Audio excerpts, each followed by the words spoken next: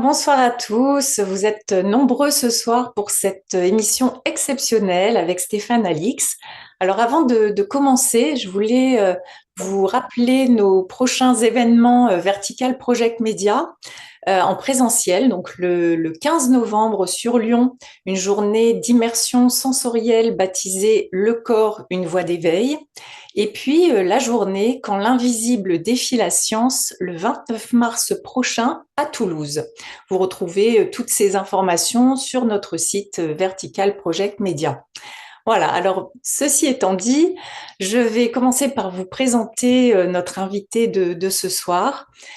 Stéphane Alix, donc vous êtes journaliste, écrivain, fondateur de l'INRES, l'Institut de recherche sur les expériences extraordinaires, et aussi du magazine Inexploré.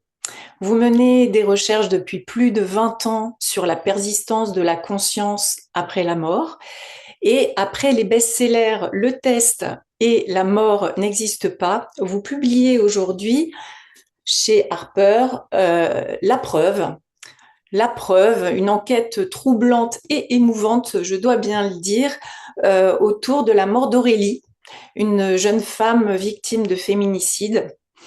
Et dans ce livre, vous allez, vous nous emmenez à explorer les limites et les possibilités de la médiumnité, et puis vous interrogez aussi ce que signifie être vivant après la mort. Merci d'être avec nous ce soir. Merci beaucoup de m'accueillir. Bonsoir à toutes et à tous.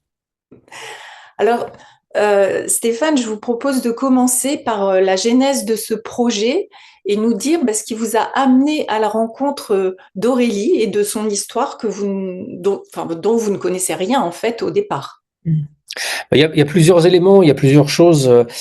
Comme vous l'avez rappelé, moi je m'intéresse à la question de la conscience, de la survie de la conscience. Et c'est vrai que sur ce sujet-là, l'enquête n'a jamais de fin. On peut commencer à avoir des éléments de réponse sur un certain nombre de questions. Par exemple, le fait que la conscience survive à la mort du corps, ça aujourd'hui c'est une certitude basée sur des éléments scientifiques et sur mes propres expériences, mais aussi c'est quelque chose qui fait le consensus chez un certain nombre de scientifiques. Donc voilà, ça par exemple c'est acquis d'une certaine manière, mais une fois qu'on a dit ça, ça ouvre un champ vertigineux d'autres questions. Qu'est-ce que ça veut dire que la conscience survit à la mort du corps? Ça n'est plus le visage, ça n'est plus l'identité, ça n'est plus le corps. Est-ce qu'on conserve des parts de notre identité? Qu'est-ce qu'on devient en fait après la mort? Donc cette question-là, elle continue de m'animer, d'animer mes interrogations. Et puis, sur ce projet spécifiquement, il y a aussi la question de la médiumnité qui m'intéresse, qui me passionne, même depuis 19 ans. Ça fait 19 ans que j'ai fait mon premier test avec un premier médium, donc ça fait longtemps que je les mets sur le grill, ces gens-là. Et j'ai pu me rendre compte de leur capacité indiscutable, de leur possibilité d'obtenir des informations de la part de personnes défuntes. Mais c'est toujours compliqué de savoir comment ça se passe. Pourquoi est-ce que on a parfois des choses que l'on n'attend pas et parfois on a des choses que l'on attend qui ne viennent pas du tout. Il y a beaucoup de mystères autour de ça. Il est assez avéré et objectivé quand la médiumnité a fait l'objet de recherches scientifiques que ça marche, que c'est réel, mais voilà, ça reste plein de mystères. Donc j'avais quand même depuis moi des années l'envie de poursuivre l'exploration de ce sujet, de continuer à m'intéresser à cette question et accessoirement aussi de m'intéresser à la possibilité que la médiumnité s'inscrive dans un travail d'enquête policière. Parce que ça, c'est des réflexions que j'ai entendues depuis des années. Des gens me disent, oui, mais si ça marchait, pourquoi est-ce qu'on ne retrouve pas Dupont de Ligonnès? Pourquoi est-ce qu'on ne retrouve pas les enfants qui sont disparus, etc. Si on ne le fait pas, c'est bien que ça ne marche pas. Bon, c'est une réflexion un peu naïve, mais qui a quand même le mérite d'être réelle et de devoir être explorée. Donc, la rencontre de toutes ces questions-là ont fait que ce projet est né. Et ensuite, pourquoi Aurélie? Là aussi, il y a peut-être des choses auxquelles j'aurais pu répondre et puis d'autres qui restent mystérieuses. Pourquoi est-ce que tout d'un coup, cette jeune fille s'est rappelée à moi? Je ne la connais pas, elle ne fait pas partie de ma famille ni de mes proches. Je me suis entretenu avec son papa il y a 6 ans de ça, pendant une enquête que je menais sur les parcours de deuil et les expériences extraordinaires pendant ces parcours de deuil. Donc on avait discuté avec Pierre, donc son père, pendant 1 heure de temps. On n'avait pas beaucoup parlé d'Aurélie, on n'avait même pas du tout parlé d'Aurélie, on avait essentiellement parlé de lui et de son épouse et de ce qu'ils avaient pu vivre suite à la mort de leur fille. Donc je savais juste que Aurélie avait été tuée par son mari. Et, Et quand voilà, cette idée de refaire une sorte de test avec différents médiums est venue, j'ai pensé à Aurélie, mais est-ce que c'est pas d'une certaine manière Aurélie qui s'est soufflé enfin, qui a soufflé son prénom à mon esprit, qui a fait que son nom est revenu en tête. Donc j'ai appelé le papa d'Aurélie, j'ai retrouvé ses coordonnées, je lui ai demandé s'il était d'accord que je demande à Aurélie d'être une sorte de partenaire dans cette enquête. Il m'a dit oui, il avait confiance dans mon travail. Et il m'a envoyé une photo de sa fille. Mais voilà, à ce moment-là de l'enquête, je lui ai surtout dit, ne me rappelez pas les circonstances du décès, je ne veux rien savoir du tout. Je voulais être le plus vierge possible dans cette expérience, voilà, pour apprécier avec beaucoup plus de justesse encore ce qui allait éventuellement pouvoir être dit par les médiums. Ouais, tout à fait. Et ce qui est marquant, je trouve, en tant que lecteur, lectrice, c'est que effectivement, contrairement à vos précédentes investigations où vous alliez toucher à la disparition de votre frère et de votre père, ben là, c'est une parfaite inconnue. Et pourtant, je trouve que ce qui ressort, c'est que il y a vraiment un lien qui se noue entre vous deux. On sent des fois, lors de séances, bah, de l'émotion, de l'impatience, de la déception même aussi. Et j'ai l'impression qu'il y a quelque chose dans l'invisible, en tout cas, qui s'est noué dans l'intime entre elle et vous. Bah, écoutez, il restera toujours mystérieux pourquoi Aurélie a participé à cette expérience. J'ai quelques éléments de réponse aujourd'hui, mais c'est vrai, pourquoi est-ce qu'un défunt qui est parti il y a 15 ans, que je ne connais pas, qui n'a aucun lien avec moi, pourquoi cette personne viendrait se manifester auprès de médiums que je sollicite? Euh, je me suis adressé à elle en faisant cette expérience. Comme je l'avais fait avec mon père il y a 10 ans, quand j'ai fait cette expérience qui s'appelait le test, je me suis adressé à elle. En fait, c'est le préambule d'une expérience scientifique. Je pars du postulat que je voudrais essayer de démontrer la survivance de l'âme, donc la survivance d'Aurélie en l'occurrence.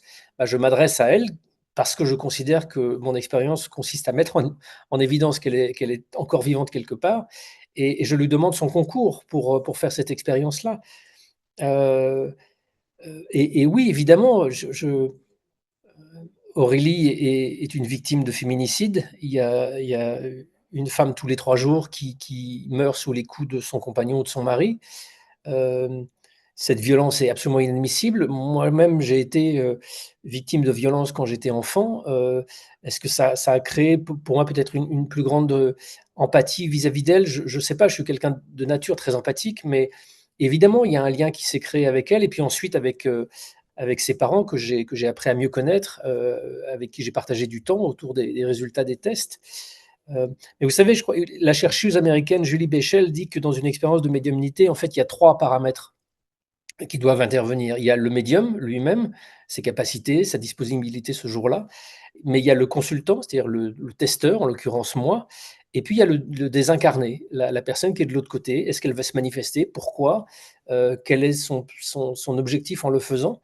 Et donc, dans ce ballet à 3, il y a quelque chose qui se crée. Et effectivement, Aurélie est aussi apparue auprès des médiums comme assez enjouée, assez joyeuse, assez heureuse et pleine d'énergie de participer à cette expérience-là. Donc, elle les a touchés aussi. Donc, effectivement, c'est une histoire de réparation, d'hommage.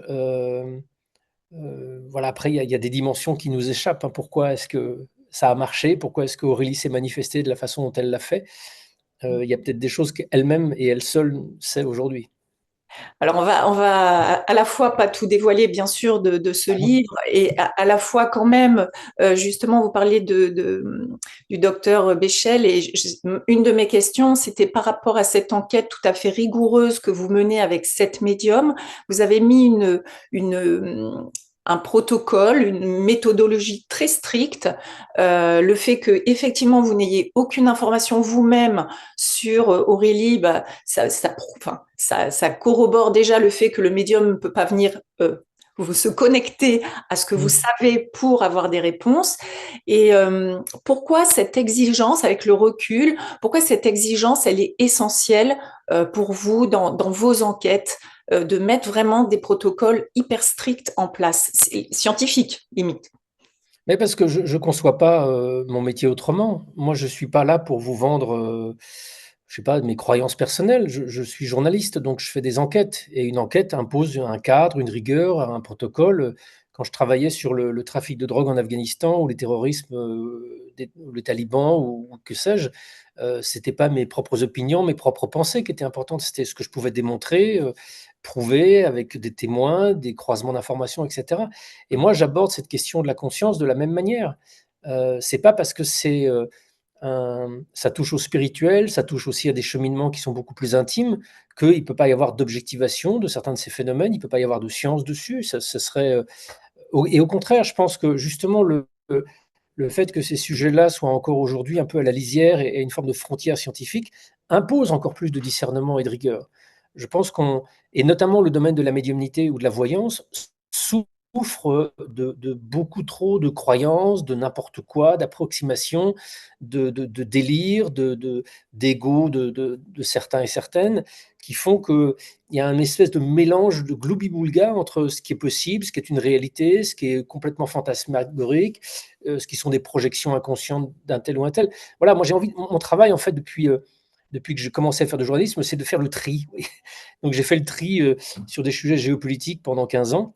Et puis après la mort de mon frère et que j'ai découvert qu'il était possible de travailler sur ces questions voilà, de phénomènes inexpliqués, bah, mon travail consiste à faire le tri. Voilà, qu'est-ce qui peut être prouvé, qu'est-ce qui ne peut pas être prouvé, qu'est-ce qui est plutôt du registre de la croyance ou qu'est-ce qui est plutôt du registre de notre inconscient, qu'est-ce qui est du registre de la réalité. On peut faire ce travail-là, mais ça impose, voilà, ça impose de la rigueur et ça impose des protocoles sérieux. Mmh. Alors c'est vrai qu'Aurélie, elle s'est présentée, hein, au médium et sans bien sûr, trop livrer de choses, mais ce qui frappe quand même, c'est à la fois la violence absolue du féminicide, puisqu'elle va succomber, sous les coups de son mari et en même temps, cette sérénité complètement lumineuse d'Aurélie lorsqu'elle se manifeste au médium. Et d'ailleurs, vous dites que Aurélie est vivante et en paix. Qu'est-ce que ça nous enseigne sur la mort? Et puis, je veux dire aussi, pour tous ceux qui nous écoutent et qui peut-être ont perdu un proche, et peut-être dans des circonstances aussi dramatiques, ou pas, hein, mais bon, sont passés de l'autre côté du voile, comment ça peut être réconfortant? Oui, ça c'est vrai que c'est un élément important qui est mis en évidence par cette expérience, que j'avais déjà entendu hein, à travers des témoignages ou d'autres expériences antérieures, mais là, ça saute vraiment aux yeux. Euh, Effectivement, les séances de médiumnité, les unes après les autres, vont toutes mettre en évidence la violence de son départ. C'est-à-dire qu'Aurélie donne des informations, des détails, parfois des détails extrêmement précis, que j'ai pu ensuite, moi, valider, ne les connaissant pas. Je les ai validés ensuite en ayant accès au dossier d'instruction de la police et au rapport d'autopsie. Donc ça, c'est déjà, en soi, c'est un élément extrêmement troublant, mais ça correspond à cette envie ou cette inclinaison qu'ont les défunts en général, quand vous allez à une séance de médiumnité, de s'identifier avec des éléments précis se rapportant à leur décès, et notamment à leur cause de décès quand celles-ci ont des indications un peu spécifiques. Je me rappelle quand j'avais fait le test avec mon père, il y avait des problèmes des respiratoires qui revenaient, des problèmes dans le ventre qui revenaient, enfin voilà, des petits détails qui s'appliquaient réellement à mon père et pas à d'autres personnes. Et là, en l'occurrence, Aurélie a été tuée de façon violente. Ces éléments de violence reviennent systématiquement chez tous les médiums et permettent à Aurélie de s'identifier clairement. Voilà, un médium qui vous dit je capte le défunt, il me dit qu'il est heureux, qu'il va bien, qu'il est dans la lumière. Ok, c'est super, mais il n'y a rien d'objectivable là-dedans. C'est juste peut-être vrai, mais c'est peut-être complètement l'inconscient un peu New Age et bisounours du médium. On n'en sait rien. Tandis que là, dans mon enquête, Aurélie, elle commence par donner les éléments factuels euh, correspondant à son départ. Ensuite, elle donne aussi des éléments sur sa vie, sur ses passions, sur des voyages, enfin sur un certain nombre d'éléments de sa biographie que je ne connaissais pas, enfin je connaissais rien d'elle, et que j'ai pu valider ensuite avec le papa, avec Pierre. Mais voilà, elle n'est plus bloquée dans ce schéma du moment de sa mort. Euh, elle apparaît à tous les médiums comme joyeuse, comme heureuse, pleine d'énergie. Et si je peux accorder du crédit à ces éléments-là invérifiables, c'est parce que justement, les éléments vérifiables qui ont été donnés auparavant atteste que c'est réellement elle et uniquement elle qui peut donner toutes ces informations-là. Donc ça, c'est une information qui a été importante pour moi parce que j'ai reçu soit beaucoup de parents, soit des courriers de personnes me partageant, des détails sur la mort violente de leur enfant dans des attentats, dans des accidents, de suicides. Voilà, des circonstances qui toujours sont, enfin, sauf pour le suicide, peuvent être, complètement inattendues. Enfin, le suicide était inattendu pour les proches évidemment et souvent l'interrogation des proches est de se dire: «Mais ça a été tellement violent, ça a été tellement brutal ou et subi, est-ce que, mon enfant, ma fille, mon mari, ma conjointe sait ce qui lui est arrivé? Est-ce qu'elle n'est pas perdue? Vous voyez, on est encore il y a beaucoup de d'idées préconçues, de fantasmes et certains sont alimentés par le cinéma et les séries, télévisées, qui voudraient faire du monde de la mort un espèce de monde de fantômes, d'errance, peuplé de trucs extrêmement terrifiants et et voilà et le fait de mourir très brutalement pourrait, selon certains récits ou écrits, nous condamner à une forme d'errance, désespérée. C'est pas le cas, c'est pas le cas. Voilà, on peut mourir de façon complètement inattendue. Je me souviens du cas d'une personne tuée au Bataclan, et à la seconde où on passe de l'autre côté, bah, on comprend ce qui se passe. On comprend et il y a un temps d'adaptation, il y a un temps d'acceptation, mais on n'est pas dans l'espèce d'errance, terrifiante et le cas d'Aurélie le démontre aussi. Elle est morte dans des circonstances difficiles à 27 ans, avec plein de projets, avec, plein d'envies, plein de choses à venir et voilà et malgré ça, aujourd'hui, elle est pas on a les médiums n'ont pas contacté, une fille perdue dans sa rumination, dans sa tristesse. Non, ils ont perçu une fille, heureuse, joyeuse, dans une autre vie, avec plein de paramètres dont on ignore, les tenants et les aboutissants, mais qui manifestement n'est pas bloquée dans ce scénario. Alors, sans aller jusque bloquer, effectivement, dans ce scénario, même si moi je pensais au bardo tibétain, qui est quand même cette étape transitoire entre la mort et puis la renaissance. Il y a quand même enfin, il y a quelque chose en intermédiaire, mais néanmoins, son mari, lui aussi, s'est manifesté, s'est invité. Et Attention, attention, on peut pas trop spoiler de choses là. d'accord. Bon, alors, Oui. en tout cas, bon, en restant juste sur cette question-là, moi, je pensais aux passeurs d'âme. Est-ce que vous avez une position là-dessus? Parce qu'il y a des personnes qui disent effectivement être passeur d'âme et aider des âmes à aller Oui. vers la lumière. Vous vous êtes intéressé à ce sujet? Pas encore, peut-être bientôt. Oui, je vais peut-être fâcher certains, mais pour moi, ça sert à rien, en fait. Quand on meurt, il y a tout le monde de l'autre côté qui est là pour nous aider et il y a pas besoin de gens et malheureusement, il y a des gens enfin, il y a des traditions, hein, de dans le chamanisme ou ailleurs où on aide effectivement des âmes à faire des passages. Maintenant, dans le terme passeur d'âme tel qu'on le voit en Occident, il y a voilà, heu, voilà. Vous savez, les sujets dont on parle, ils sont connus de certaines traditions depuis certaines des millénaires. Je pense au chamanisme, je pense au le bouddhisme n'a pas 2 millénaires, mais enfin un peu plus si, mais l'hindouisme par exemple. Donc il y a des traditions qui sont extrêmement, structurées, qui ont une connaissance, incroyable et approfondie des des différentes dimensions qui constituent la réalité et comment justement on peut aider, l'être humain à traverser ces dimensions, déjà du le temps de notre incarnation terrestre et puis après. Heu, voilà, ça, sur ces sujets-là, j'accorde un énorme crédit et un grand respect à ces traditions-là.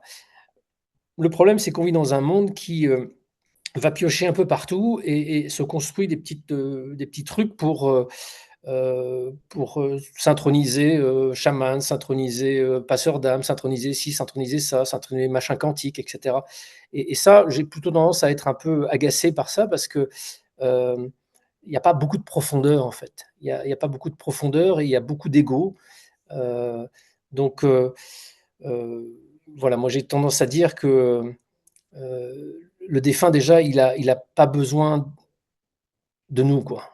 Dans la dimension dans laquelle il pénètre, il y a toute l'aide qui lui est nécessaire pour, aller là où il doit aller et enfin, je voudrais être clair, je suis pas en train de faire une critique systématique. Je fais une critique de la façon dont parfois c'est présenté et la façon dont, il y a une sorte d'injonction derrière ça, de dire: «Si vous ne faites pas appel à moi, votre défunt va être perdu» et cetera. Ça, je l'entends tellement souvent et il y aura peut-être dans vos questions un volet pratique sur justement comment consulter un médium, comment se prémunir de charlatans et malheureusement dans cet univers-là, moi je mets en évidence la réalité d'un phénomène. Quand on teste des médiums et certains médiums, on peut mettre et objectiver la réalité de leur pratique. Mais il y a aussi un primordial qui est le poids de l'inconscient. Même chez des médiums très expérimentés comme ils ont malgré tout un inconscient.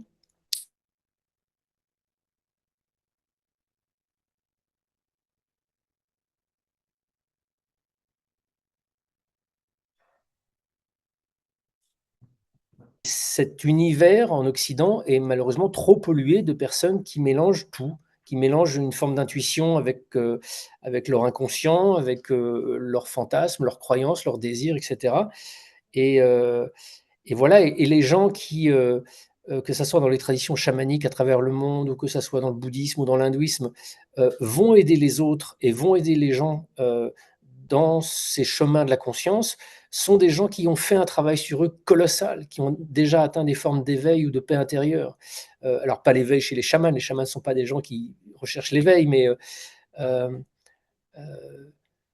vous voyez, il y a pas un un un être spirituel, un enseignant spirituel hindou ou un lama réincarné tibétain ou un chaman, avec une certaine expérience qui, ne sera pas passé par des années et des années et des années et des années de pratique, de travail, de nettoyage, d'introspection pour que justement il ne mélange plus, son brouhaha intérieur avec les mondes, extérieurs qu'il pénètre et dans lesquels il navigue. Et ce discernement et cette auto-introspection, elle est assez absente, je trouve, de chez beaucoup, Bah, chez nous. merci, merci de cette prise de position parce que je trouve que c'est intéressant d'avoir un positionnement clair qui rappelle effectivement à la prudence, à la vigilance sur tout moment où on est vulnérable. Donc, merci de cette prise de position claire. Alors, avant de parler des médiums, et effectivement, hein, on va y revenir sur justement à quoi il faut être attentif. Moi, je voudrais évoquer un autre phénomène, mais là, on revient dans un cadre qui est étudié scientifiquement. C'était les vécus subjectifs de contact avec les défunts, donc les VSCD, comme on les appelle. Et selon les dernières études, ce serait plus de la moitié d'entre nous qui a dit bah, soit ressentir la présence du défunt à travers les cinq sens, dans ses rêves ou lors de manifestations extérieures. D'ailleurs, c'est arrivé au papa, à Pierre, hein, le papa d'Aurélie. Alors, comment, là encore, on peut se faire confiance? Est-ce que vous auriez un tips pour se dire, bah oui, là, c'est vraiment, selon moi, une présence, ou alors est-ce que c'est ce que j'ai envie de me faire croire? Comment on peut ouais, ressentir vraiment finement et savoir, enfin, qu'est-ce qu'on peut Bah, avoir c'est des fois. difficile. On peut difficilement être dans la certitude, avec un niveau de véracité que l'on voudrait obtenir. Quand on a perdu quelqu'un et qu'on on sent un courant d'air, on sent, une main sur son épaule, ça dure quelques fractions de secondes, on associe peut-être cette expérience, ce signe au défunt, mais personne ne va nous apporter la preuve que c'est réel. Et ceux qui le feraient, je vous dirais: «Méfiez-vous d'eux» parce que là, on est dans ouh là là, on est peut-être dans une interprétation un peu abusive. Je pense que la seule réponse par rapport à ça, elle est à l'intérieur de nous. Qu'est-ce qu'on ressent au moment où on vit quelque chose comme ça? Qu'est-ce qui se passe? Heu, Est-ce que ça nous fait peur ou est-ce que ça nous conforte? Est-ce que le doute, est partiellement effacé par l'intensité émotionnelle de ce qui vient de se passer? Heu, un des médiums, que je teste dans la preuve, Pierre Jonas, lui suggère d'essayer de voir ce qu'on a ressenti à l'instant de l'expérience. Que ça soit, l'expérience d'une vision, d'une pensée, d'une sensation physique. Qu'est-ce qu'on ressent comme évident à la seconde où ça arrive? 10 secondes après, on est revenu dans le mental et dans la réflexion et éventuellement dans le doute. Il y a des gens qui doutent un peu moins que d'autres. Moi, je doute beaucoup. Je suis journaliste, c'est ma base de fonctionnement. Voilà, je sais que quand je vis une expérience et j'en ai vécu, que ce soit en Amazonie ou ailleurs, il y a quelque chose de l'ordre de l'évidence, mais 2 secondes après, mon cerveau se remet en marche et dit: «Ah mais attends, c'est pas possible, c'est pas» et cetera et cetera et là, mon cerveau me met des doutes, me met des questions et cetera et me coupe d'une certaine manière d'une forme d'authenticité. Alors je dis pas que cette authenticité, elle est la réalité avec un grand L, heu, mais elle est une réalité sensorielle importante à ce moment-là et il faut s'en contenter. Moi, je me rappelle de mon père, que j'ai emmené en Afghanistan après la mort de mon frère. J'ai emmené mes parents là-bas et je trouve à un moment mon père, à l'extérieur de la maison en train de regarder notre jardin dans Kaboul et de voir un oiseau un peu bizarre et il me regarde et il me dit: «Mais est-ce que cet oiseau, c'est Thomas?» Qu'est-ce que vous voulez répondre à ça? Heu, il y a peut-être des gens qui vous disent: «Oui, c'est Thomas, c'est une certitude». Moi, je n'ai aucune certitude et je pense qu'on ne peut pas avoir de certitude sur ce plan-là. En revanche, j'ai eu envie de demander à mon père: «Qu'est-ce qui te fait penser que ça peut être ça? Pourquoi? Qu'est-ce que tu ressens à ce moment-là? Il y a une forme d'association avec ton fils? Qu'est-ce qui se passe émotionnellement dans l'instant où tu vis ça?» Et après, il y a, quand même des catégories de VSCD qui sont là, difficilement attribuables à une forme de confusion ou de hasard. Quand ça devient une apparition visuelle, du défunt, je cite le cas d'un témoignage qui m'a été donné par des cousines, pendant la rédaction de mon dernier livre, La mort n'existe pas, où j'étais allé visiter une maison dans laquelle mon père avait vécu, quand il était, enfin était venu en vacances quand il était enfant. C'était une maison qui lui était chère et mes cousines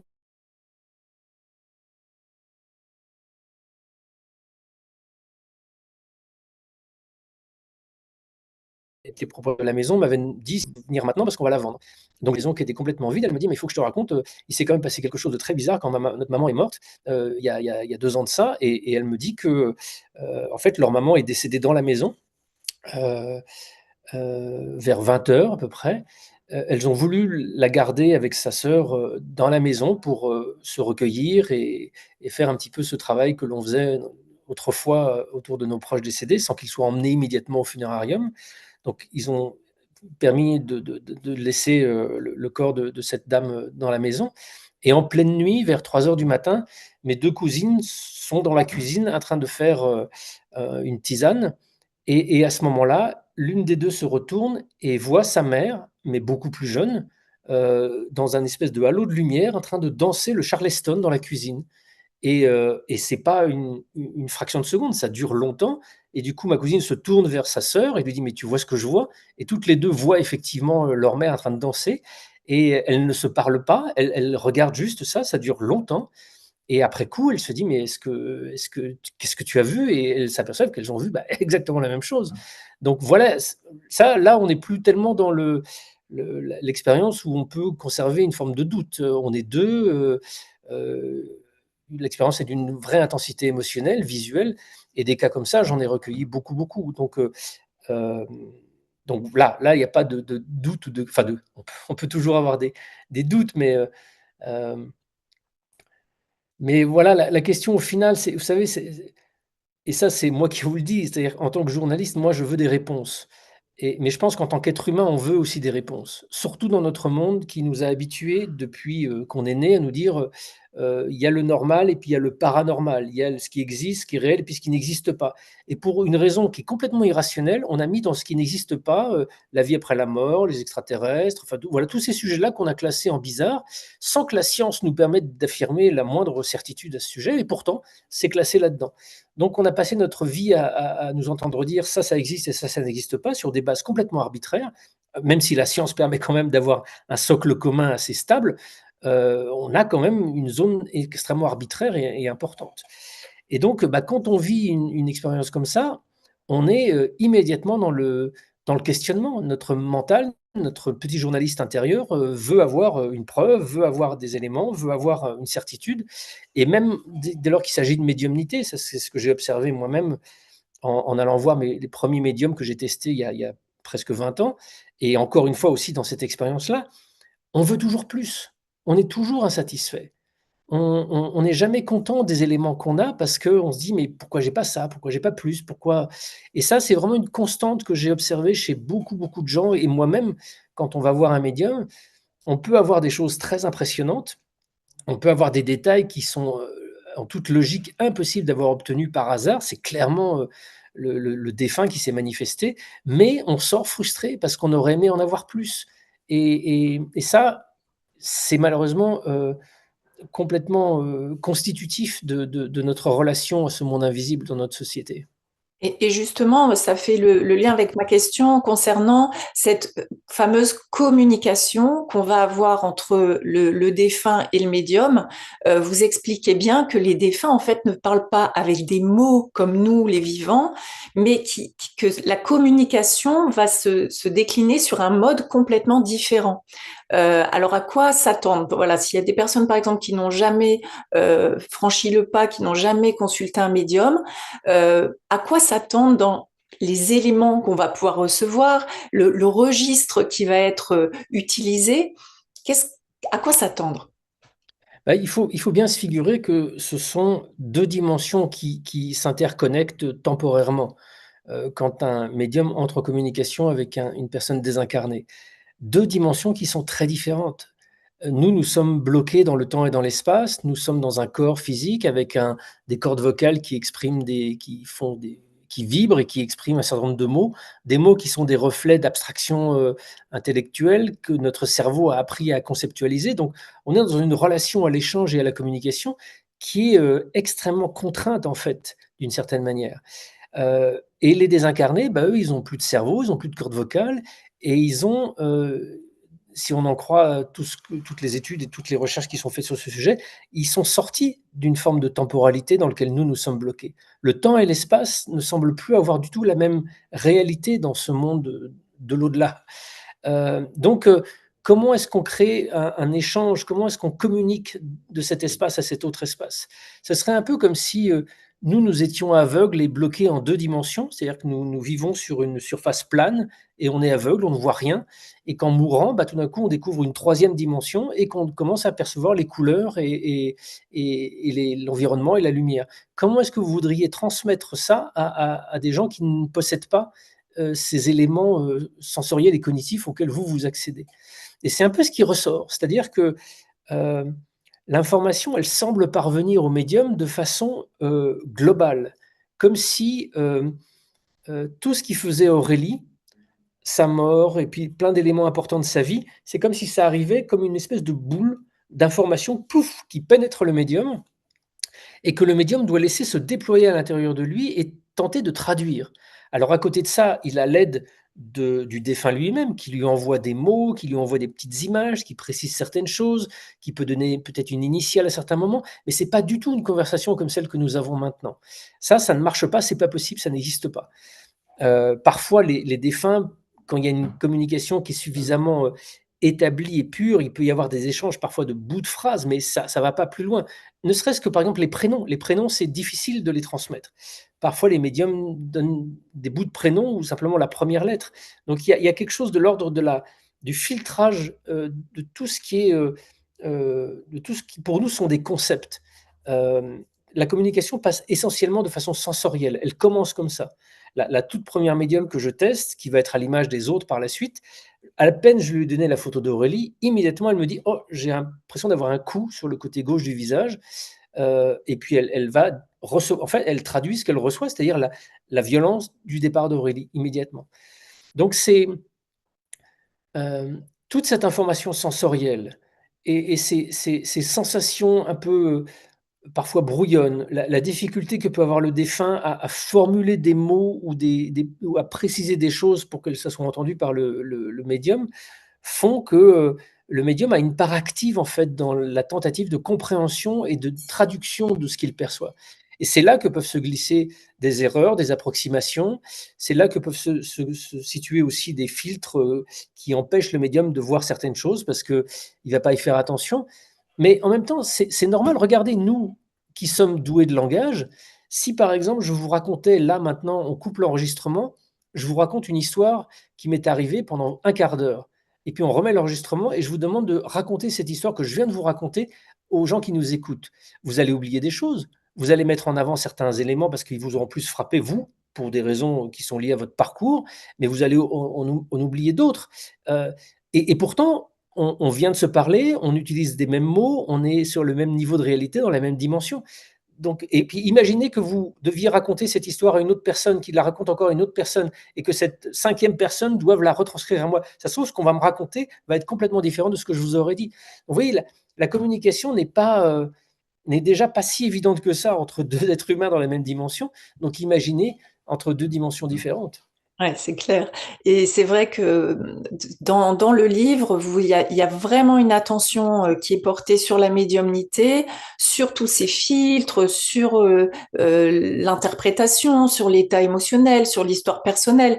Et vraiment, ce qui est intéressant, c'est que c'est tout à fait décortiqué. Et vous avez même un médium en qui vous avez pleinement confiance et vous savez que c'est entre guillemets un bon médium qui va passer à côté de ce test et de cette consultation parce qu'il n'est pas disponible, on va dire, à ce moment-là.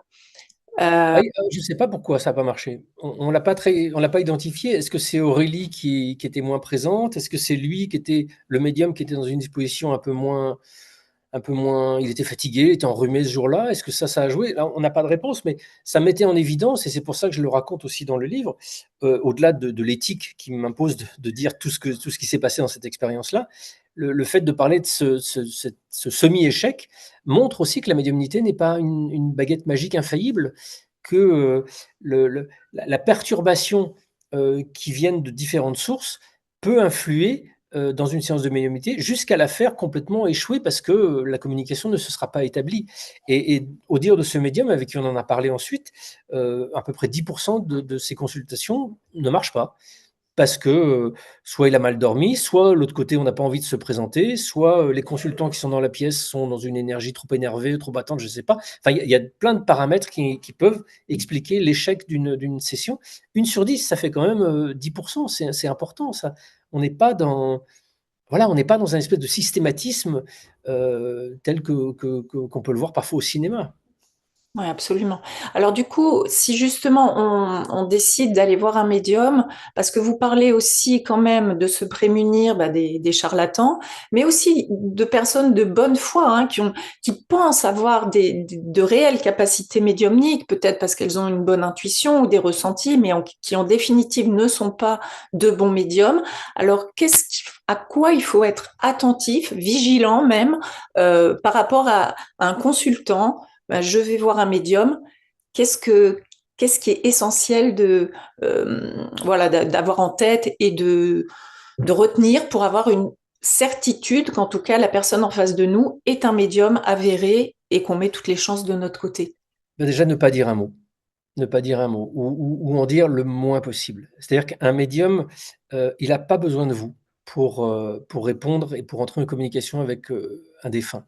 Il n'a pas besoin de vous poser des questions avant. Il a pas besoin de vous demander des choses sur le défunt. Il a pas besoin il peut éventuellement avoir besoin d'une photo. Ça, c'est pour d'une certaine manière, focaliser. Mais avec la photo, il y a même pas besoin de donner le prénom, ni les circonstances du décès. Au contraire, plusieurs médiums m'ont dit: «Si j'ai la moindre information, ça va me parasiter». Donc si vous allez consulter un médium qui commence à vous parler de façon un peu générale, vous amener sur le sujet, vous poser des questions, méfiez-vous, c'est soit un charlatan, soit quelqu'un, comme vous le dites, et ça, il y en a beaucoup plus, qui pense sincèrement être médium, mais qui l'est pas et qui, sans s'en rendre compte, joue à ce petit jeu-là. Donc, être vigilant à ses propres attentes, à son état émotionnel. Si vous allez voir un médium, c'est que vous avez évidemment envie que ça marche. Donc, la meilleure façon d'être satisfait, c'est d'être vigilant à ce que vous allez donner et ne donner aucune information, même à la prise du rendez-vous. Vous prenez un rendez-vous, vous dites: «Je veux un rendez-vous pour une médiumnité», point. Si le médium vous dit: «Vous voulez communiquer avec qui?», déjà, ça doit vous faire tiquer. Bah, c'est pas à moi de vous le dire, vous répondez. Et vous dites: «Voilà, de quoi avez-vous besoin le jour de la consultation? Une photo ou quoi?» Si éventuellement il vous dit: «J'ai besoin du prénom du défunt», bon, OK, vous pouvez éventuellement donner le prénom du défunt sans la photo et puis vous voyez ce que ça va donner. Mais après, vous ne donnez rien d'autre. Et souvent, dans le déroulé d'une consultation, à un certain moment, le médium va vous poser quand même des questions. Un bon médium va poser des questions, pas pour vous piéger, mais pour essayer de refocaliser un petit peu le schéma, le faisceau de ces perceptions. Et c'est là où il faut être très très vigilant à ce que vous dites ou ce que vous ne dites pas. Euh, et, et moi, j'ai vraiment un niveau d'exigence qui est très très haut, donc j'ai tendance parfois peut-être à être encore plus fermé et bloqué, mais c'est ce que je conseille tout le temps à chaque fois qu'on me demande qu'est-ce que je dois faire dans une séance. J'ai vraiment envie de dire ne dites rien, quitte à ce que ça marche moins bien, mais au moins ce qui va venir, si ça vient, si le défunt arrive à se faire reconnaître par le médium, bah là, vous aurez vraiment aucun doute sur le fait qu'il y a vous n'avez rien dit. Et donc je conseille aussi d'enregistrer la séance parce que dans l'émotion du moment, vous pouvez ne pas faire attention à ce que vous dites ou vous pouvez ne pas forcément noter tout. Donc en réécoutant ça après coup, si le médium vous dit: «Tiens, le défunt me montre une voiture, j'entends des bruits de métal, j'ai l'impression qu'il est mort dans un accident de voiture». Si votre défunt est mort dans un accident de voiture et que vous avez la possibilité de réécouter la bande depuis le début, vous pouvez savoir si à un moment vous lui avez donné une indication sans même vous en rendre compte ou rien du tout. Et si c'est le cas, si vous avez rien donné du tout, bon bah, voilà, ça devient intéressant ça. Le médium, il va donner des choses précises. Il va pas être vague, il va pas être général. C'est-à-dire qu'il va pas vous dire, heu: «Ah, j'ai une vieille dame, avec des cheveux blancs». Il va vous donner même si vous venez pour parler avec votre grand-mère, par exemple, il va vous donner un truc spécifique. Il va vous dire: «Tiens, c'est marrant, elle me montre, une barrette, elle me montre, ce bijou-là, elle me montre un truc dans son bureau», un petit détail. C'est avec les détails que les défunts se font reconnaître. Mais imaginez-vous, vous, simplement de l'autre côté, imaginez-vous, vous, être défunt. Comment est-ce que vous allez avoir envie de convaincre la personne qui est en face du médium que vous êtes vraiment là? Bah, en donnant un petit détail, en donnant un petit truc, un mot doux que vous utilisiez, un truc que vous avez planqué dans un tiroir, je ne sais quoi. Heu et c'est comme ça que les défunts se font reconnaître. C'est comme ça qu'on peut objectiver à un certain point, une communication médiumnique. Donc voilà, être vigilant à ça. Je donne un certain nombre d'autres détails, mais surtout, à travers la preuve, je retranscris l'intégralité des 7 séances qu'il y a eu avec les médiums. Donc là, on voit comment ça marche. On voit comment ça se passe. Quand on dit rien, on voit le type de questions que certains médiums ont besoin de poser pour avoir un aiguillage aussi. Donc ce livre montre aussi réellement comment se passe une séance de médiumnité dans des circonstances optimales pour obtenir des résultats. Ouais, c'est vrai que c'est assez troublant d'ailleurs quand on entre avec vous vraiment dans la retranscription, on voit les hésitations, on sent comment ça. C'est assez, comment dire, comme lecture, je dirais, c'est assez étrange. Enfin, on n'a pas l'habitude et en même temps, c'est aussi écrit un peu comme un thriller. On est pris dedans et on le lâche plus jusqu'au bout parce qu'on va de rebondissement en rebondissement avec des marches arrière. Enfin, c'est très bien construit, évidemment. Merci. Mais je l'ai Euh, vécu comme ça, moi, hein. Je l'ai vécu comme ça, c'est-à-dire que quand j'ai pris les rendez-vous avec les médiums, je les ai faits les uns après les autres en une période de temps assez réduite, sans avoir jamais de retour du papa d'Aurélie. Je voulais vraiment tout retranscrire, tout lui transférer et ne faire cet état des lieux avec lui qu'une fois que les tests seraient terminés pour, voilà, rester moi le plus vierge possible face au médium. Et donc, bah, quand je suis allé voir, Pierre, chez lui avec, toutes les retranscriptions des séances de médiumnité, bah, on a stabiloté là, ligne par ligne, ça c'est juste, ça correspond à Aurélie, et cetera, et cetera. Et c'est là, d'une certaine manière, que moi je me suis retrouvé comme un enquêteur en me disant: «Mais c'est incroyable tous ces détails que donnent les médiums qui se recoupent les uns avec les autres». Et effectivement, on ne va pas tout révéler parce que ça serait dommage pour la lecture, mais il y a même des choses que les parents d'Aurélie ignoraient, qui nous ont beaucoup intrigués parce que ça revenait chez un premier médium, un deuxième, un troisième, un quatrième. On se dit: «Mais comment se fait-il que ces 4 médiums parlent de la même chose, qui ne dit rien à au papa d'Aurélie, qui n'est pas stipulé dans les rapports de police, et cetera». On va s'apercevoir que cette information-là, en fait, elle est décisive et elle explique tout ce qui s'est passé. Donc là, ça a été pour moi, quand j'ai vécu ça, heu, j'étais, ça fait, cette enquête m'a bouleversé. Ça fait plus de 20 ans que je travaille sur la question. Ça fait, je le disais, mon premier médium, je l'ai rencontré en 2006, donc ça remonte. Je sais ce dont ils sont capables. Je sais que les médiums peuvent établir des communications avec des défunts. Je l'ai testé, je l'ai vérifié dans plein de circonstances différentes. Mais là, justement, d'être moi-même complètement ignorant de tout ce qu'était Aurélie, de tout ce qui s'était passé avant le drame, pourquoi est-ce que ce drame était arrivé et les circonstances, quand les médiums les disent les uns après les autres, effectivement, ça peut pas venir de ma tête, ça peut pas venir d'une forme de télépathie, ça peut pas venir de mes réactions inconscientes, ça ne peut venir que d'une seule source, Aurélie. Et, et de mettre ça en évidence, j'ai beau travailler depuis 20 ans sur le sujet, ça m'a bouleversé réellement. Ouais, et puis vous êtes allé aussi, parce que j'ai vu Najib marquer mentaliste tout à l'heure à propos de justement des informations qu'on peut donner malgré nous ou des micro-mouvements sur le visage. Vous allez jusqu'à croiser avec donc ces médiums, mais aussi un mentaliste et un voyant. Et on voit que les mécanismes n'ont rien à voir. Et ça, vous décortiquez bien. Il y a beaucoup d'apports quand même, pas théoriques, mais pratiques par rapport à ces différentes approches. Et on voit bien que ça ne peut absolument pas être, c'est Fabien Olicard qui se prête à l'expérience. Ça n'a aucun apport, enfin aucun rapport, parce qu'il n'a aucun apport vraiment, contrairement au médium. Mm. Bah, c'était important pour moi de montrer ça parce que c'est vrai que le principal critique qui est fondé parfois, qui est faite à la médiumnité, c'est d'utiliser un certain nombre de biais psychologiques. Et notamment des biais de ce qu'on appelle les biais de confirmation, c'est-à-dire, par exemple, notre propension à vouloir donner du sens à des choses qui n'en ont pas, de vouloir nous attribuer des choses qui sont extrêmement spécifiques. Si par exemple, voilà, pour reprendre l'exemple de la vieille dame avec les cheveux blancs, si vous avez envie d'aller voir un médium pour communiquer avec votre grand-mère et que le médium dit j'ai une vieille dame avec des cheveux blancs, bah, ça dit pas qu'il est avec votre grand-mère, ça dit juste qu'il ratisse large, quoi. Et il peut être réellement avec votre grand-mère, mais si c'est votre grand-mère, elle va donner d'autres éléments plus précis. Sauf que s'il reste uniquement à cette vieille dame avec les cheveux blancs, vous êtes potentiellement enclin à donner vous-même des détails et ainsi laisser croire que le médium a réellement communiqué avec votre grand-mère alors qu'il n'en a rien été du tout. Et ça, c'est ce qu'on s'appelle les biais de confirmation et toutes ces petites techniques qui sont utilisées par des psychologues ou par des mentalistes pour décrypter sur des images ou le visage du consultant des micro-réactions ou des indications physiologiques qui vont permettre de déduire un certain nombre de choses. Et c'est ce que fait Fabien.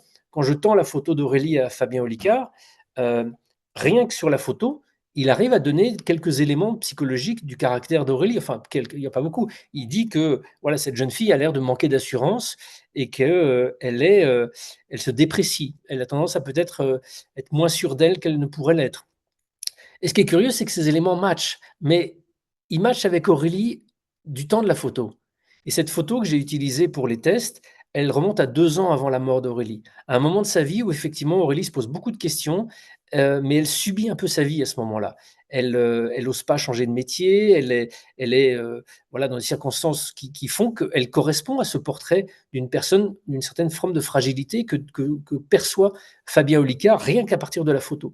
Mais ce qui est intéressant, c'est que 2 ans après, au moment où Aurélie meurt, elle est différente. Elle est dans un état d'esprit très différent. Elle est beaucoup plus offensive, elle est beaucoup plus déterminée, elle a pris des décisions dans sa vie. Voilà, on ne va pas tout révéler, mais elle est plus cette jeune fille qui est sur la photo que je montre au médium.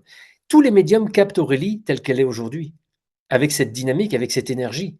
Fabien Olicard, lui, il ne peut décrire et décrypter que des traits de caractère correspondant à la photo. Et il ne peut pas aller au-delà. Et le chapitre avec Fabien, justement, permet de montrer en évidence, de mettre en évidence de façon assez magistrale que la médiumnité n'a rien à voir avec du mentalisme et que la médiumnité est tout autre chose que une espèce d'artifice de tricheur, en fait. La médiumnité est une perception, une capacité réelle qui peut être mise en évidence et objectivée. Et justement, par rapport on va dire à la voyance et à la médiumnité, qui sont un peu cousines, on va dire, euh, puisque, enfin, j'ai une phrase comme ça, vous avez dit, cette fois, je ne cherchais plus à croire, mais à comprendre. Alors, si on gratte pour comprendre, d'après vous, est-ce que le médium va capter des informations qui seraient stockées dans un espèce de cloud où il pourrait aller plugger et puis obtenir de l'information, ou est-ce qu'il est avec un défunt qui continue à vivre sur un autre plan de conscience, mais il est réellement en contact, c'est-à-dire que au contraire, c'est le défunt qui vient le chercher. Alors moi, j'ai ma réponse là-dessus, je vous ai entendu le dire, mais peut-être pour notre public de ce soir, c'est bien de le rappeler. Ah oui, effectivement, c'est la grande question que posent les recherches sur les perceptions extrasensorielles des médiums. C'est-à-dire que on peut objectiver avec certitude que des médiums captent de l'information précise et avérée. Mais d'où vient cette information? L'hypothèse 1, elle vient des désincarnés qui leur donnent l'information. Hypothèse 2, elles viennent d'une forme de cloud où toutes ces informations-là existent dans une perception qui ressemblerait à de la voyance. La médiumnité, c'est communiquer avec des désincarnés. La voyance, c'est communiquer avec personne, c'est capter de l'information là où elle est et la recevoir comme des formes de souvenirs qui ne vous appartiennent pas en fait. Donc là, par exemple, nous, on est en train de discuter, je discute avec vous, vous êtes intelligent, vous êtes extérieur à moi, on a un échange, vous pouvez me surprendre par vos questions, etc. On a un échange interactif. En revanche, si dans 1 heure, je me souviens de notre échange, il n'y aura plus du tout de surprise. Je serai juste dans une recollection des différents souvenirs de notre discussion. Et ça s'apparenterait plus à de la voyance. Donc, objectivement, avec les outils de la science, on ne peut pas trancher de cette question-là. En revanche, on peut trancher en travaillant plus de façon qualitative sur la façon dont les médiums travaillent, en les interviewant notamment, en leur demandant de rendre compte de la façon dont ils reçoivent cette information-là. Et c'est là où des différences notables arrivent. Et c'est pour ça justement que je voulais, parmi les différents médiums que j'ai testés, tester aussi un voyant qui a aussi l'expérience de la médiumnité pour voir comment ces informations lui arrivent. Et le chapitre est assez étonnant parce que au milieu de la séance, je lui demande, mais comme tu as aussi une capacité médiumnique, est-ce que tu pourrais pas là t'ouvrir à Aurélie et lui parler? Et là, la séance change radicalement de nature. C'est assez édifiant. Euh, mais quand on interroge justement les médiums, ils vont, ils vont parler d'une expérience très, très différente de communication avec un défunt, versus voyance. La communication avec un défunt, c'est une discussion. Enfin, pas une discussion, mais c'est un échange et une relation avec une intelligence extérieure. Une entité, peu importe le nom, mais quelque chose dont ils vont sentir l'énergie et la présence. Qui va même parfois manifester de l'émotion quand le médium se trompe, par exemple, pour dire mais tu te trompes. Enfin, malheureusement, c'est pas avec des mots ou c'est pas que avec des mots, mais il y a vraiment cette notion vous voyez, si moi je dis une bêtise à un moment ou un gros mot, vous allez couper la communication, vous allez me dire non, il faut pas dire ça. Vous allez me surprendre, vous allez m'interrompre, vous allez et ça, c'est vraiment ce que décrivent les médiums. Pour vous donner un exemple, je cite souvent un cas que j'ai vu moi-même pendant une séance de médiumnité publique avec le médium Henri Vigneault, qui est dans le livre aussi. Euh, C'était une séance de médiumnité publique il y avait presque 400 personnes dans une salle, plongées dans l'obscurité, et le médium était sur scène et d'essayer de rentrer en contact avec des défunts qui seraient venus avec des personnes de la salle. Et pendant la séance, je vois Henri qui regarde pas la salle, d'ailleurs, il a les yeux fermés, il a la main sur le front, euh, euh, capter quelque chose vers la droite de la salle. Et il dit, il y a un monsieur là qui me montre une baignoire, j'ai l'impression qu'il est décédé, est-ce que c'est lié avec la baignoire? Je ne sais pas trop. Manifestement, ça concerne quelqu'un qui est au fond de la salle, au fond à droite. En général, dans ce genre de choses, il y a une main ou deux qui se lèvent. Là, il n'y a personne qui lève la main, il n'y a pas d'interaction. Donc, Henri continue à rester un peu là-dessus en disant, vous êtes sûr? Parce que je sens vraiment que ça concerne une personne par là. Personne réagit. Donc, au bout d'un moment, Henri lâche l'affaire et puis commence à se connecter à un autre défunt. Et ce qu'il fait, et puis d'un coup, je le vois être surpris et dire, excusez-moi, mais le défunt là de la baignoire revient. Il me dit, j'ai l'impression qu'il s'appelle Pierre et il est mort dans la baignoire. En fait, il a glissé, il a dû se faire le coup du lapin. Il me montre ces éléments-là. Et visiblement, il y a quelqu'un de sa famille proche qui est là au fond de la salle à droite. Personne réagit à nouveau. Donc je vois Henri énervé parce que il y a manifestement quelqu'un qui est là, qui lui dit des choses, qui insiste. C'est pas pour rien, quoi. Mais malgré tout, comme il n'y a pas de réaction de la salle, bah, à nouveau, Henri dit bon, bah tant pis, on verra plus tard. Et puis il se reconnecte encore à nouveau à un défunt et ça recommence. Et là, à nouveau, ping, le Pierre, défunt, à la droite de Henri, se manifeste une troisième fois en disant mais écoutez, vraiment, c'est important. Enfin, je vois moi Henri sur la scène dire c'est important, ce monsieur s'appelle Pierre, il est tombé dans une baignoire, il s'est fait le coup du lapin. S'il n'a pas réussi, c'est bien qu'il y a un proche de lui dans la salle. Et la salle ne réagit toujours pas. Et à la fin, bah, finalement, le défunt lâchera l'affaire. Et à la fin, au moment de la pause, le public sort et moi, je m'approche d'Henri, on commence à discuter un petit peu. Et là, on voit un jeune homme arriver du fond de la salle à droite qui vient, qui s'approche d'Henri et qui lui dit, excusez-moi, j'ai pas osé me manifester, c'est la première fois que je viens à un événement comme ça, mais le monsieur dont vous parlez, c'est pour moi, il s'appelle Pierre et c'est mon père. Enfin, je me souviens plus des détails, mais il est effectivement tombé dans la baignoire. Et Heu, moi, ce qui m'a impressionné dans cette expérience-là, c'est qu'elle apporte précisément la réponse à votre question. Est-ce que la médiumnité, c'est une forme de voyance ou pas? Non, là, on voyait clairement que, il y avait quelqu'un qui était à côté, dans un monde invisible que Henri percevait, mais que nous ne percevions pas, qui était là, qui insistait. Et ça, c'est pas de la voyance, ça, c'est pas un souvenir, c'est vraiment quelque chose qui est là, qui est extérieur à Henri et qui le secoue d'une certaine manière en disant: «Mais il va finir par comprendre, faut insister, faut insister». Et, et quand voilà, je questionne depuis 20 ans les médiums sur comment est-ce qu'ils arrivent à avoir la certitude qu'ils parlent réellement avec des défunts et qu'on n'est pas dans une forme de voyance ou de télépathie, ils me donnent toujours des exemples qui vont dans ce sens-là. C'est-à-dire qu'ils ont vraiment cette sensation de présence, d'une intelligence qui peut leur couper la parole, qui peut leur faire donner des émotions ou des ressentis qui vont être complètement inattendus et surprenants, et que ça n'a rien à voir avec une perception beaucoup plus passive qui est celle de la voyance. Ouais. Alors, le temps passe tellement vite, c'est tellement passionnant, mais j'ai encore deux questions au minimum. Il y a peu, je recevais Marie-Julia Guittier, qui est une chercheuse qui a publié hein, une étude vraiment très sérieuse aussi avec des protocoles scientifiques sur ce qu'elle a appelé les ENI, donc les expériences de naissance imminente, et où elle a conduit une étude un peu comme la vôtre, mais entre des médiums et des fœtus en cours de construction. Voilà, et elle a elle aussi obtenu des résultats parfaitement bluffants. Alors moi, je voulais avoir votre positionnement là-dessus. Est-ce que pour vous, notre âme vient s'incarner pour évoluer, comme on peut l'entendre, et aussi quel est votre point de vue peut-être sur la réincarnation? Voilà, grande question. Bah, ça va être dur de vous répondre en quelques mots et puis surtout là, on sort un petit peu du registre du journalisme, on rentre plus dans la façon dont j'interprète moi un certain nombre de faits.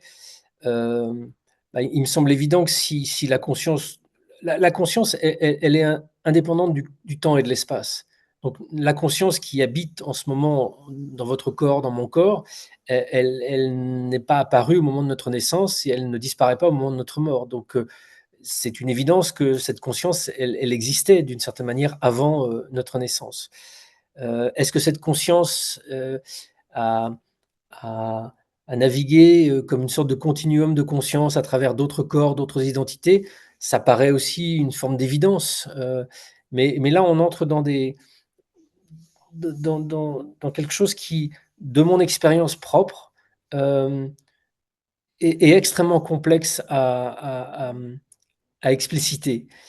Parce que nous, on est tellement omnibulés par le visage qu'on voit dans la glace ou dans l'écran là, on est tellement associé et identifié à ce visage en se disant, «Je suis Stéphane Alix», et construire toute ma vie, toute ma relation au réel à partir de ce point d'observation. Alors que précisément, la mort et les études sur la conscience nous montrent que, cette identité que l'on porte et qui est notre masque pendant une vie entière, et pas ce qui nous représente dans l'essence. Notre essence est beaucoup plus profonde, beaucoup plus vaste que cette identité qui est celle que revêt notre corps durant notre existence. Hem, donc la réincarnation pour moi est une réalité, mais nous n'avons pas été quelque chose d'autre avant. Cette planète est remplie d'une infinité d'êtres à travers lequel des continuums de conscience passent et certains continuums de conscience peuvent passer à travers plusieurs corps. Mais ce qui est important, c'est ce continuum de conscience, ce ne sont pas nécessairement les corps. Et puis là-dessus s'ajoute la question de la temporalité, parce que nous sommes dans le temps. Ce que l'on peut considérer comme des vies antérieures se sont passées avant, et des vies futures arriveront plus tard. Mais d'un point de vue de la conscience, le temps n'existe pas. Donc comment est-ce qu'on pense ça? Ça veut dire d'une certaine manière, à certains points de vue, moi je peux avoir eu des vies antérieures qui se situent dans les siècles, voire les millénaires passés, mais du point de vue de ma conscience, elle est en train de les vivre toutes en même temps en ce moment. Vous voyez, donc là, j'ai donné mal à la tête à tout le monde, je suis désolé. Euh, Pas du tout. mais je pense que, voilà, je pense que, vous savez, pourquoi est-ce que les enseignements et les traditions spirituelles ne fonctionnent que en vous proposant de faire vous-même des expériences ou en vous racontant des histoires métaphoriques? Parce que je pense que notre cerveau conceptuel n'est pas outillé pour comprendre ça. Ça n'a même pas de sens de comprendre ça. Alors c'est dur de l'admettre pour moi en tant que journaliste, parce que moi, je ne peux faire que ça, essayer de comprendre les choses.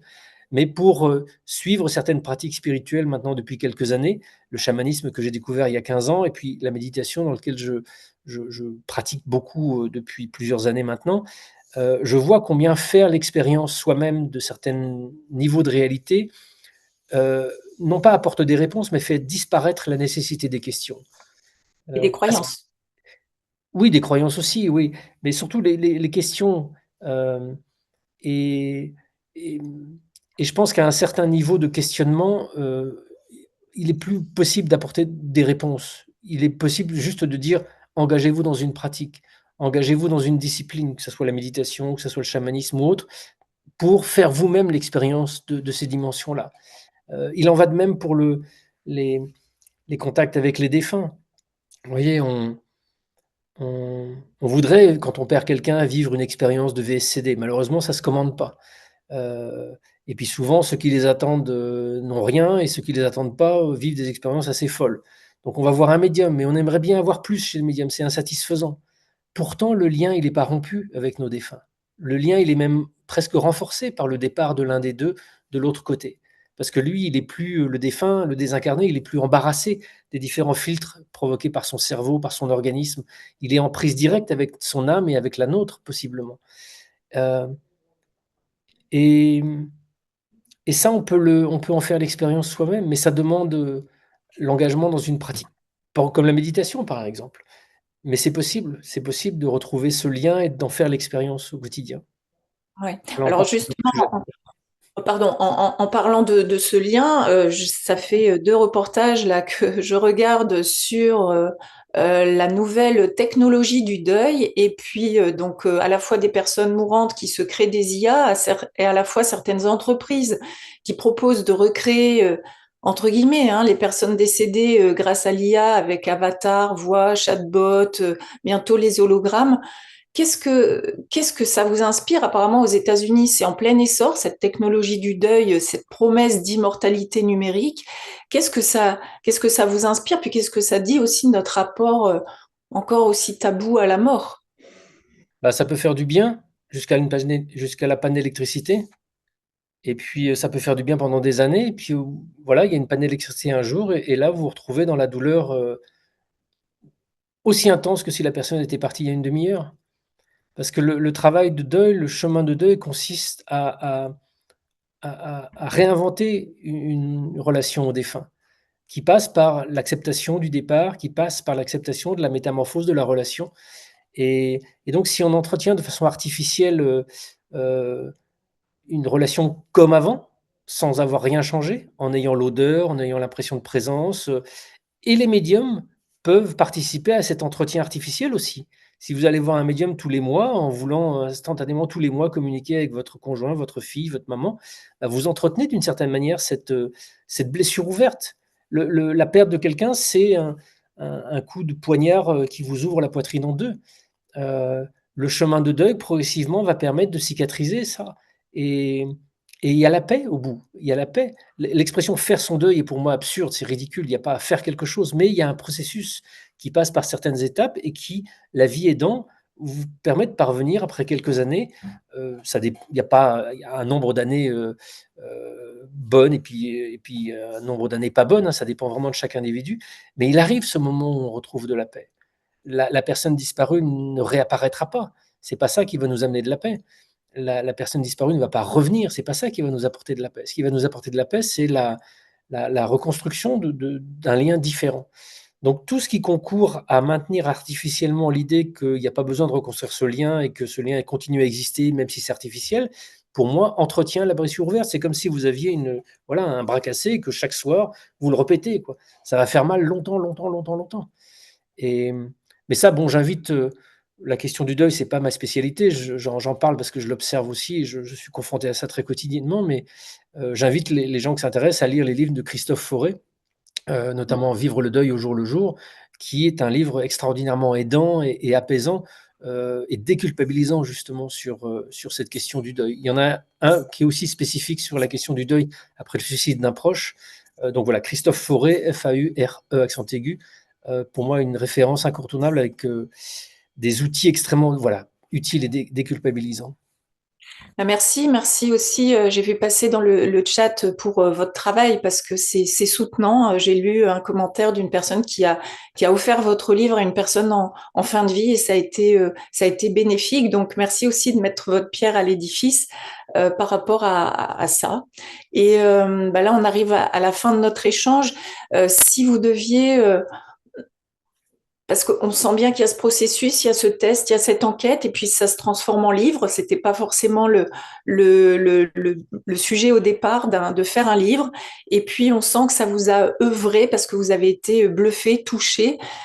Qu'est-ce que, si on devait résumer, voilà, la preuve, ce livre, tout ce que ça comporte, qu'est-ce que ça a vraiment profondément changé en vous? Bah, ça renforce, encore et encore, cette évidence que quand on se penche rationnellement sur ce sujet-là, quand on répond à toutes les questions légitimes que notre société matérialiste se pose sur, la vie après la mort: «Oui, mais c'est pas possible, c'est des croyances, pourquoi ça n'existe pas? Pourquoi est-ce qu'on n'en parle pas plus? Pourquoi est-ce que les scientifiques sont pas tous d'accord?» et cetera et cetera. Voilà, quand on pose ces questions-là, on peut y répondre et c'est tellement ressourçant. C'est tellement ressourçant de de réaliser que notre conscience ne s'arrête pas à la mort du corps, que la vie ne s'inscrit pas uniquement dans ce moment entre la naissance et la mort, qu'il y a une logique, qu'il y a une harmonie, qu'il y a quelque chose sous-jacent à cette réalité qui peut parfois être vécue de façon complètement, insupportable par les gens qui perdent quelqu'un beaucoup trop tôt, par exemple. Heu il y a du sens derrière tout ça. Il y a la la notre conscience est belle. Notre conscience, elle est cet espace, alors ça va peut-être faire un peu tartignole ce que je veux dire, mais elle est cet espace d'amour que décrivent notamment les expérienceurs qui ont vécu une expérience de mort imminente, qui décrivent tous ce sentiment d'amour, de bien-être, mais qui dépasse de très loin, très, très loin, tout le bien-être qu'on peut ressentir nous, même quand on est, très heureux sur cette planète. Il y a quelque chose derrière les illusions que l'on traverse et ça aussi, c'est quelque chose que l'on retrouve dans plein de traditions spirituelles. Nous vivons dans l'illusion et mmh et la chose en nous qui n'est pas dans l'illusion, c'est justement cette conscience fondamentale, cette âme, notre esprit le plus profond, et on peut s'y connecter de notre vivant. Donc tout ça, ce sont des choses que j'ai appris, que j'ai découvertes, mais je les ai découvertes non pas en suivant une quête spirituelle, même si la quête spirituelle est tout à fait honorable. J'ai découvert toutes ces choses-là en faisant mon boulot d'enquête, en faisant mon travail de journaliste et donc c'est accessible à notre monde, même dans notre monde qui a des exigences de rationalité très élevées et parfois même un petit peu trop élevées. On peut répondre à ces questions, on peut de façon, rationnelle et scientifique apporter des éléments de preuve qui attestent que la vie se poursuit après la mort. Donc c'est juste colossal, quoi et voilà et c'est ce que je continue d'essayer de faire, livre après livre. En tout cas, notre conscience est belle. Ce sera un peu le mot de la fin. Il y aura encore plein de questions à poser, mais on s'est dit qu'on allait aussi limiter l'échange, voilà, dans le temps précieux. Mais merci de nous avoir accordé ce temps, Stéphane Alix. Donc, bah, évidemment, comment ne pas vous recommander la lecture de La Preuve, paru chez Harper. Et puis, j'espère qu'on aura l'occasion de vous recevoir à nouveau. C'est toujours un grand plaisir et voilà, merci, merci et merci pour l'amour aussi et pour la beauté parce que ça fait du bien et ça nous soutient. Voilà. Merci beaucoup. Merci à toutes et à tous. Bonsoir. Bonne soirée. Merci.